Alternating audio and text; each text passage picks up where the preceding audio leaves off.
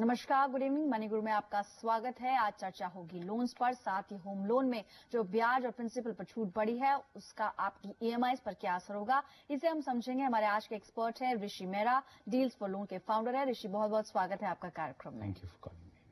Budget पर आपका reaction लेंगे, लेकिन उससे पहले एक नजर डालते हैं शो में आज क्या खास रहेगा, यानी ऑन द शो क्या कहता है। कुछ सवाल एजुकेशन लोन से जुड़े हुए हैं। साथ ही अगर आप अपना कारोबार शुरू करना चाह रहे हैं तो बिजनेस के लिए कौन से डॉक्यूमेंट जरूरी होंगे, एटीसी और 24 में जो लिमिट बढ़ी है उसका किस तरह से इंपैक्ट आएगा, वो भी हम ऋषि समझेंगे। ऋषि, सबसे पहले आपका रिएक्शन ओवरऑल इस बजट को किस तरह से आप देख रहे हैं। साथ ही प्रिंसिपल एटीसी के अंदर ही एक एलिमेंट है, इसलिए एटीसी की जो लिमिट है वो कहीं ना कहीं एक उम्मीद थी कि उसमें बढ़ोतरी होगी, 50,000 तक की राहत जरूर मिली है, लेकिन यहाँ पर ब्याज की बात करना जरूरी है। 24B में भी 50,000 रुपए का एक रिलीफ मिला, या कह सकते हैं एग्जेम्पशन बढ़ा है, उसको आप किस तरह से देखते हैं। इस ब्याज से वित्त मंत्री एक बात बिल्कुल क्लियर करना चाह रहे हैं कि वो ये कह रहे हैं कि जो लोग अपना घर लेके रहते हैं और उस पर होम लोन लेते हैं तो वो उनको रियायत देना चाहते हैं। वो स्पेकुलेशन खत्म करना चाहते हैं। वो ये चाहते हैं कि जो आदमी एक ब्याज दे रहा है उसको थोड़ी राहत दी जाए ताकि उसके पास कुछ और पैसा हो। तो ये एक बड़ा वेलकम कदम है उन सब लोगों के लिए जो 23 से 25 लाख के ऊपर का होम लोन सर्विस कर रहे हैं। उनको ये काफी रियायत होगी क्योंकि वो पहले 8-10 सालों में ये इसका जो इंटरेस्ट पार्ट पे करेंगे तो उनको ये इनकम में बचत होगी और उनका टैक्सेशन में बहुत कमी आएगी। 30 से 31,000 रुपए की कमी आ सकती है। साथ ही ऋषि, जो अलग अलग स्लैब्स है हमने कैलकुलेशन करने की कोशिश की, 5,000 रुपए का सीधे बचत यहाँ पर होगी, क्योंकि जो 50,000 की जो बढ़ोतरी या एक तरह से कहा जाए आयकर में राहत मिली है, 10% स्लैब वालों को 5,000, उसके ऊपर जाते समय 10,000 और फिर इस तरह से 15,000 तक का एक राहत मिलेगा। लेकिन एटीसी की छूट को अगर हम लें, यानी कि हम सारे डिडक्शंस के बाद जो सबसे पहले स्लैब में पड़ते हैं, यानी कि 5 लाख तक जिनकी आय है, जिनको 5,000 रुपए का एक बचत यहाँ पर हो रही है, क्या आपको लगता है कि अगर किसी ने ऑलरेडी एटीसी में लोन लिया हो, क्योंकि उसमें और भी इंस्ट्रूमेंट्स आ जाते हैं, और साथ ही 24B की भी छूट अगर वो लेते हैं, टैक्स प्लानिंग कुछ इस तरह से हो, क्योंकि ये एक अच्छा कदम था जो कि यहाँ पर वित्त मंत्री ने उठाया, क्या वो एटीसी और 24 के डिडक्शंस लेने के बाद कुछ और फर्दर छूट उनको मिलेगी, इसलिए ओवरऑल जो उनके होम लोन की ईएमआई होगी उस पर किस तरह का कुछ असर होगा। साथ ही उनकी ओवरऑल टैक्स प्लानिंग पर आपका एक कमेंट यहाँ पर हम लेना चाहेंगे। हाँ, ये जरूर है कि ये सारी चीजें अगर एक सैलरीड कस्टमर और उसकी एक इनकम एक पर्टिकुलर दायरे के अंदर है तो उसको ये छूट मिलेगी। उसको ये कोशिश करनी चाहिए कि अगर एक आदमी जिसके पास 3 से 5 लाख की इनकम है और अगर वो कोई घर खरीद सकता है तो और वो अभी किराए के घर पे रह रहा है और उसको इन सब चीजों करने के बाद इनकम टैक्स में भी बचत होगी, उसका किराया भी बचेगा और अल्टीमेटली उसका एक अपना घर बन जाएगा जो आगे चल के उसके लिए एक बहुत बड़ा एसेट बन सकता है। चलिए शुरुआत करेंगे। ऋषि, यहाँ पर कुछ सवाल हमें ईमेल के जरिए मिले हैं, कुछ एजुकेशन लोन से जुड़े हुए सवाल हैं। शुभम का सवाल है, ये इन्होंने कोलकाता से भेजा है। ये मेंशन करना चाह रहे हैं कि एजुकेशन लोन के लिए अप्लाई करना चाहते हैं। ये इन्होंने कहीं एडमिशन भी लिया है कि IIT भुवनेश्वर में, इनफैक्ट इन्होंने एडमिशन ले लिया है। 7 लाख की रकम इनको करीब चाहिए होगी इंजीनियरिंग कोर्स के लिए। ये आपसे जानना चाह रहे हैं कि बजट में कुछ नई अनाउंसमेंट्स तो नहीं हुई हैं, लेकिन प्रोसीजर क्या है, और साथ ही जो एक मोरेटोरियम पीरियड बढ़ा था पिछले बार, इनफैक्ट इंटरिम बजट में उसका एक अनाउंसमेंट हुआ था, इस बार के बजट में उससे कुछ क्लैरिटी नहीं मिल पाई है कि वो जो मोरेटोरियम प्रोसेस था और जो 2009 के बाद के लोन्स थे उन्हें भी इसमें शामिल किया गया था। हालांकि इन्होंने पहली बार ये लोन ले रहे, लेकिन बाकी व्यूअर्स के लिए जो इस वक्त देख रहे हैं और एजुकेशन लोन पर क्योंकि काफी क्वेरीज आती हैं, इसको आप किस तरह से एड्रेस करेंगे ऋषि। बहुत सारे बैंक आपको एजुकेशन लोन देने के लिए लोन देना चाहेंगे। आपकी एक बड़ी अच्छी इंस्टीट्यूट है जिसमें बहुत सारे बैंक के वो एक एक्रेडिटेड यूनिवर्सिटी में आती होगी। आपको 7 लाख का लोन चाहिए। 4 लाख के लोन के ऊपर एक कोलैटरल देना होता है। तो अगर आपको 7 लाख का ऊपर लोन चाहिए तो आपको एक कोलैटरल रेज करना पड़ेगा। उसके अलावा आपके माँ बाप को कोबोरोवर बनना पड़ेगा। इन सब कागज को आप इकट्ठा कर लें और ये सब चीजें आप किसी भी बैंक के पास लेके जाएं तो वो आपको ये 7 लाख का लोन दे देंगे। आपको 1-2 चीजें और ध्यान रखनी पड़ेंगी कि कुछ बैंक का रेट ऑफ इंटरेस्ट कुछ होता है, तो आप 2-3 बैंक में पता करिए जिससे कि आपको हो सकता है कि एक अच्छा रेट मिल जाए, क्योंकि आपकी इंस्टीट्यूट अच्छी है, आपका जहां से आप करना चाह रहे हैं वो बहुत अच्छा है। हमारे हिसाब से 13.5 से 14% का रेट का इंटरेस्ट आपको मिल सकता है। आपको ये सब कागज अब इकट्ठे करके और एक बैंक के पास जाइए जिनमें आपके कागज होने चाहिए, आपका आइडेंटिटी प्रूफ वगैरह होना चाहिए, प्लस आपको ये जो एडमिशन मिला है उसका एक कागज होना चाहिए, प्लस आपके मदर फादर का को बोरोवर ऐसे होना चाहिए। तो आप ये जाके अप्लाई करेंगे तो आपको ये 3 या 4 दिन में ये एप्लीकेशन अप्रूव हो जाएगा।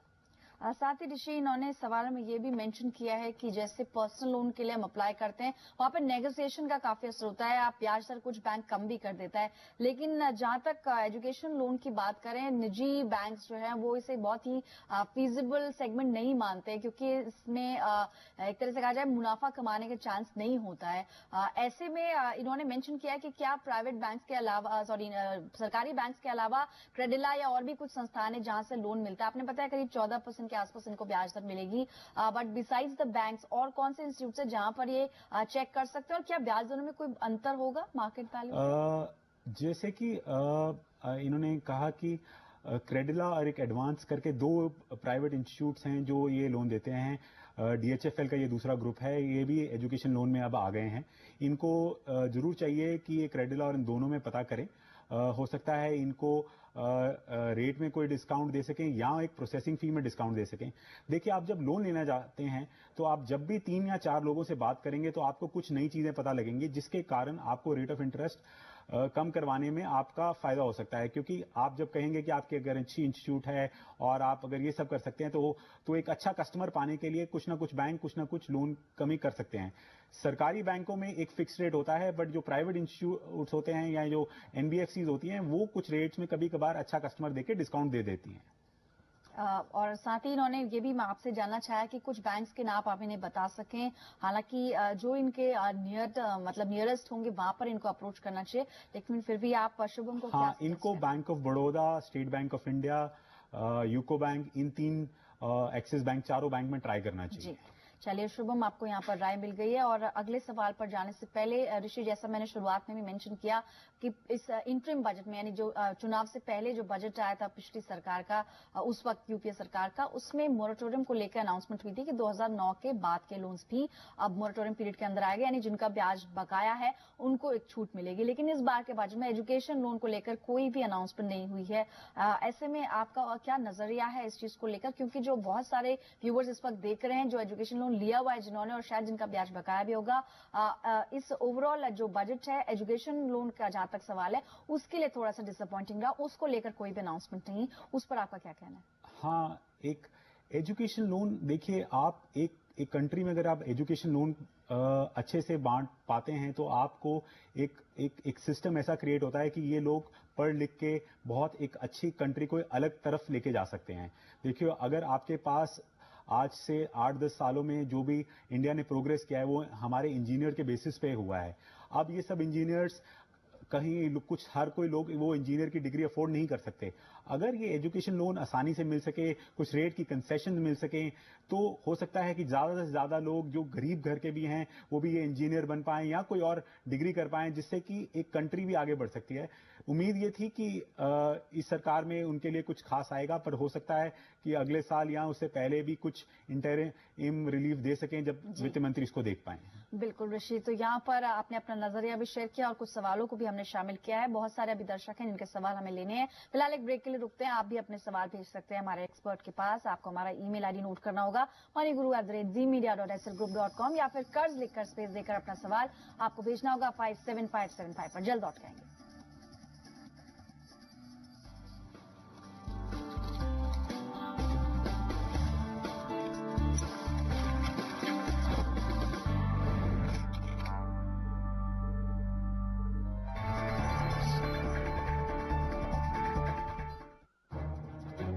होगा सपना सुनहरे भविष्य का, तरक्की की बुनियाद पहुंचेगी शिखर तक, हरियाली की महक लाएगी खुशहाली की सौगात, आकाश में फैलेगा शिक्षा का उजाला, हर चुनौतियों को पार कर क्या आगे बढ़ेगा भारत, क्या है एजेंडा नई सरकार का, जानिए साल के सबसे बड़े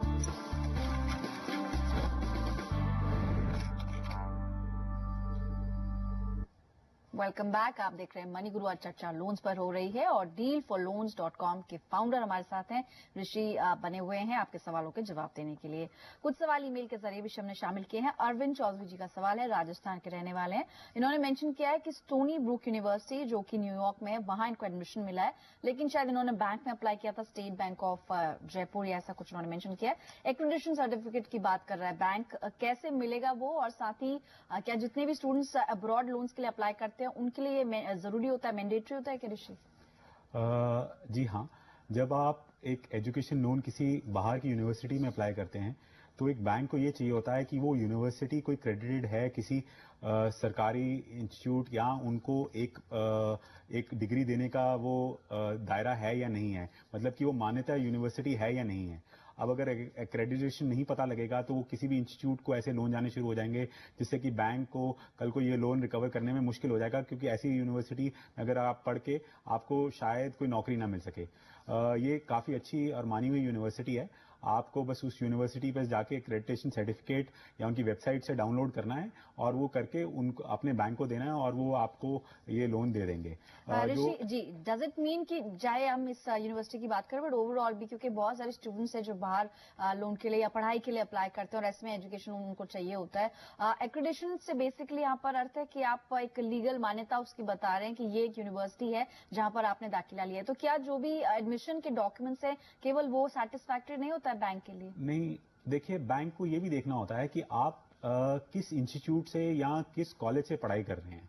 देखिए कई कॉलेजेस में पढ़ाई करके आपको नौकरी मिलना मुश्किल हो जाता है, तो बैंक चाहते हैं कि उन्हीं इंस्टीट्यूट्स को या उन्हीं कॉलेजेस के लिए लोन दिया जाए जहां पे वो मान्यता प्राप्त यूनिवर्सिटी है, जिससे डिग्री लेने से स्टूडेंट का भी फायदा होगा और कल को वो ईएमआई पे कर पाएगा क्योंकि उसको नौकरी मिल जाएगी। जी, क्योंकि कहीं ना कहीं एजुकेशन लोन में फ्यूचर की आपकी इनकम पर सब कुछ निर्भर करता है, इसलिए यहाँ पर एक्रेडिटेशन यहाँ पर जरूरी होगा। चलिए फिलहाल अब हम बात करेंगे अगले दर्शक से, निश्चल चौरसिया जी फिलहाल फोन लाइन पर मौजूद है मध्य प्रदेश से। नमस्कार, गुड इवनिंग सर, बताइए क्या सवाल है आपका? मैडम, मैं एक टूर ऑपरेटर हूँ और मेरे पास एक जमीन है जिससे कि मैं सिनेमा हॉल खोलना चाहता हूँ। मुझे तकरीबन 35 लाख का लोन चाहिए, तो ये मुझे कैसे मिलेगा? चलिए, आपने बाकी डिटेल्स मेल पर हमें भेजी थी, ऋषि से हम पूछेंगे। ऋषि, जैसा निश्चल ने भी बताया, ये टूर ऑपरेटर हैं और अब ये अपना खुद का सिनेमा हॉल शुरू करना चाहते हैं, खजुराहो के रहने वाले हैं। इन्होंने बताया था कि प्रोजेक्ट की कॉस्ट लगभग 45 to 50 लाख है, बट लोन की रिक्वायरमेंट 35 लाख है। क्या ऑप्शन है इनके पास? जो प्रॉपर्टी इनके पास है उस पर लोन लें या अलग से कोई बिजनेस लोन लेना चाहिए? देखिए, ये दो तरह से लोन अप्लाई कर सकते हैं। एक ये बिजनेस लोन ले सकते हैं, क्योंकि ये टूर ऑपरेटर हैं, ऑलरेडी कोई बिजनेस कर रहे होंगे 3-4 साल से, अगर ये बिजनेस एग्जिस्टेंट है तो उसकी इनकम के बेसिस पे, उसकी टर्नओवर के बेसिस पे इनको लोन मिल सकता है। अब ये बिजनेस लोन लेंगे तो अगर इनकी इनकम ठीक है और इनका बिजनेस सही चल रहा है तो इनको ये 35 लाख का लोन मिल सकता है। अब जबकि ये प्रॉपर्टी की बात कर रहे हैं तो ये भी है कि प्रॉपर्टी के ऊपर भी इनको लोन मिल सकता है, बट 18 लाख की ये प्रॉपर्टी की वैल्यू बता रहे हैं। तो 18 लाख की प्रॉपर्टी की वैल्यू एक बैंक इनको ज्यादा से ज्यादा 80% या 85% इसका लोन कर पाएगा, तो ये इनको 15-16 लाख लोन उस प्रॉपर्टी के बेसिस पे मिल सकता है। मेरी सलाह यह है कि इनको ये चाहिए कि ये 80% उस प्रॉपर्टी के ऊपर लोन लें, क्योंकि उस पर ब्याज दर कम होती है। उसके बाद बाकी का ये लोन जितनी भी अमाउंट चाहिए, जो 35 लाख इनको चाहिए, वो एक बिजनेस लोन लेके पूरा करें, ताकि इनकी ब्याज दर इतने दायरे में ही रहे ताकि ये अफोर्ड कर पाए। चलिए अब अगले सवाल का रुख करेंगे। प्रियम का सवाल है दिल्ली से, ये जानना चाह रहे हैं कि जो भी होम लोन के डिडक्शन में बदलाव हुए हैं, जैसे शो की शुरुआत में भी हम डिस्कस कर रहे थे, ये जानना चाह रहे हैं कि ईएमआई पर इसका कोई फर्क पड़ेगा या नहीं? देखिए, आप ईएमआई को दो तरीके से देख सकते हैं। एग्जैक्टली ईएमआई में कोई फर्क नहीं पड़ेगा, पर आपको अगर इसको कैलकुलेट करते हैं और आपने 23 लाख से ऊपर का एक लोन ले रखा है और आप पहले से 12 साल के बीच में है, तो आपको ये 50,000 एडिशनल डिस्काउंट, मतलब आप इंटरेस्ट रेट पे आपका टैक्सेशन कम हो जाएगा। जी, ठीक है, तो सीधे मायने में नहीं फर्क पड़ रहा, बट अगर आप ओवरऑल देखिए तो आपका ये इंटरेस्ट रेट कम हो गया, क्योंकि आपने 50,000 पे आपको अब टैक्स नहीं देना पड़ेगा, तो आपकी ये रेट ऑफ इंटरेस्ट आपको कम पड़ रहा है। तो अगर आपका घर भी है और आपको ये कंसेशन आ गई तो आपको ईएमआई अपने आप ही कम नजर आएगी, क्योंकि आपको साल भर बाद जब चेक करेंगे तो आपको रियलाइज होगा कि इसके फायदा होने के कारण आपको रेट ऑफ इंटरेस्ट कम पड़ रहा है। साथ ही यहाँ पर एक चीज जानना बहुत जरूरी है, क्योंकि ये जो भी सेक्शंस में बदलाव हुए हैं या फिर एक तरह से कहा जाए जो एग्जेम्पशंस में बदलाव हुए हैं, सेल्फ ऑक्यूपाइड प्रॉपर्टी की यहाँ पर हम बात करते हैं तो उनके लिए तो ये है कि एक लिमिट होती है, लेकिन जो लेट आउट प्रॉपर्टी है उसमें पूरे ओवरऑल इंटरेस्ट पे आप छूट ले सकते हैं। और प्लस एक चीज और ऋषि की, जो आप पोजेशन से पहले क्योंकि आपको छूट नहीं मिलती है, खास करके प्रिंसिपल पर आप छूट पोजेशन के बाद ही ले पाएंगे। इसलिए आपको लगता है कि ये जो भी इसमें कदम उठाए गए हैं बजट के अंदर, बहुत ज्यादा परसेंटेज के लोगों को इसका फायदा पहुंचेगा या नहीं? देखिए, आज के समय में ये शायद बहुत सारा लोगों को फायदा नहीं पहुंचे, पर आपको एक सरकार का भी दरिया देखना चाहिए कि वो चाहते हैं कि स्पेकुलेशन के लिए लोग जिन्होंने दूसरा घर ले रखा है, तीसरा घर ले रखा है, उनको इस इंटरेस्ट रेट का फायदा ना हो, तो सेल्फ ऑक्यूपाइड प्रॉपर्टी हो। अगर आप सेल्फ ऑक्यूपाइड प्रॉपर्टी में हैं तो वो परसेंटेज लोग इस समय कम होंगे, बट 2-3 साल में जितनी भी बहुत सारी प्रॉपर्टीज बन रही हैं जो अंडर कंस्ट्रक्शन है वो पूरी हो जाएंगी, और वो लोग जो किराए पे रह रहे हैं जब वो मूव इन कर जाएंगे तो इनका फायदा होना शुरू हो जाएगा। तो सरकार उस मामले में देख रही है कि ताकि स्पेकुलेशन ना हो, आपका अपना घर है, आप रह रहे हैं, उसके बेसिस पे आपको फायदा हो पाए, लेकिन सेकंड घर ना हो पाए। चलिए, तो प्रियम, आपको उम्मीद है कि जो सवाल का जवाब था वो मिल गया है। फिलहाल एक ब्रेक के लिए रुकते हैं, कुछ और दर्शक है उनसे भी बात करेंगे, लेकिन आपको बता दें तरीका क्या है। आपको हमें मेल या SMS करना है moniguru@zmedia.slgroup.com, या फिर कर्ज लिखकर स्पेस देकर अपना नाम लिखें और सवाल भेज दें 57575 पर।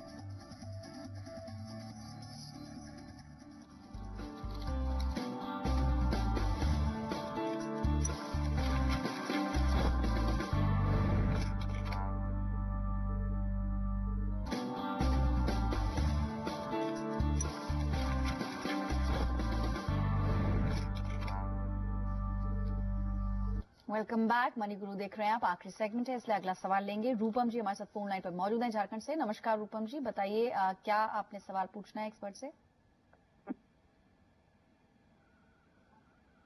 रूपम जी, आप सुन पा रही हैं? हाँ, सुन पा रही हूँ। बताइए मैम, आप कुछ स्कूल वगैरह खोलना चाह रही हैं, बताइए थोड़ा एक्सपर्ट को क्या आपका सवाल है।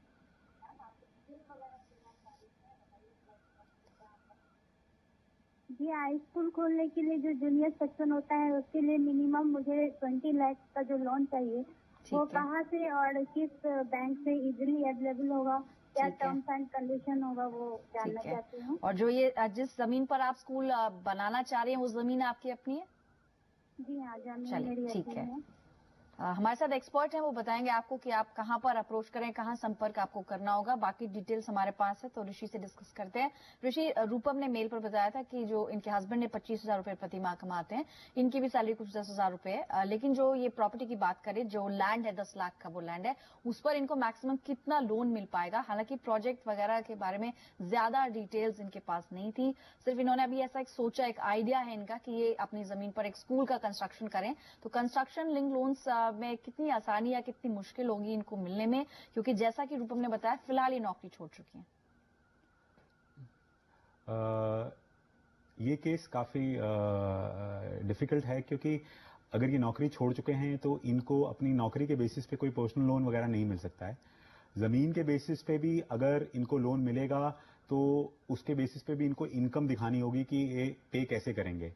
तो उन दो तरीकों से तो लोन मिलना काफी मुश्किल है, पर ये कोशिश कर सकते हैं कि बहुत सारे सरकारी बैंक एक प्रोजेक्ट लोन्स देते हैं जो ये ऐसी चीजों के स्कूल वगैरह खोलने के लिए होते हैं। तो अगर ये कुछ सरकारी बैंक जैसे स्टेट बैंक ऑफ इंडिया के पास जाएं और अपना एक प्रोजेक्ट रिपोर्ट बना के लेके जाएं कि ये बैंक खोलेंगे और ये स्कूल खोलेंगे और इस स्कूल से ये कर सकते हैं, 3 साल की एक रिपोर्ट बना सकते हैं, उसके बेसिस पे कुछ सरकारी बैंक इनको लोन दे सकते हैं।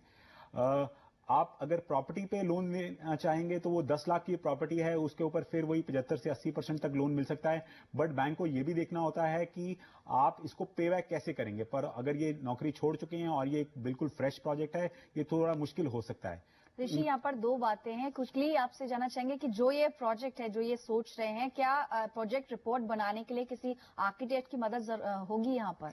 आर्किटेक्ट के अलावा इनको ये भी पता करना पड़ेगा कि इस जमीन पे ये स्कूल बनाना अलाउड है या नहीं है, ये उस तरह आता है या नहीं आता है। क्योंकि एक आर्किटेक्ट की जरूरत नहीं है, पर इनको प्रोजेक्ट रिपोर्ट बनानी पड़ेगी जिसमें ये कहना पड़ेगा कि इतने साल में ये इतना पैसा इन्वेस्ट होगा, इतने लोग आएंगे और उसके बेसिस पे इनको इतनी इनकम हो सकती है स्टूडेंट से। चलिए ठीक है। HDFC, एक्सिस बैंक और ICICI, स्टैंड चार्टर्ड, इन सभी निजी बैंकों में आप संपर्क कर सकती हैं। साथ ही आपके कुछ आप अपने जहां पर आप रहती हैं देवघर, वहां पर भी आप सरकारी बैंकों में से bank of Baroda, UCO bank, SBI जैसी ब्रांचेस में जाकर अपना पक्ष रख सकते हैं। फिलहाल इतने ही सवाल आज हम शामिल करेंगे। ऋषि, आपका बहुत बहुत शुक्रिया जी बिजनेस को अपना कीमती समय देने के लिए। तो अगर आपको भी एक्सपर्ट से सवाल पूछना है तो हमें मेल कर सकते हैं या SMS करें, कर्ज लिखकर स्पेस देकर 57575 पर भेजना होगा। moneyGuru@gmail और slgroup.com इस पते पर आपको अपने सवाल भेजने हैं। अपना फोन नंबर उसमें जरूर मेंशन करें। फिलहाल मनी गुरु को ही समेटते हैं। नमस्कार।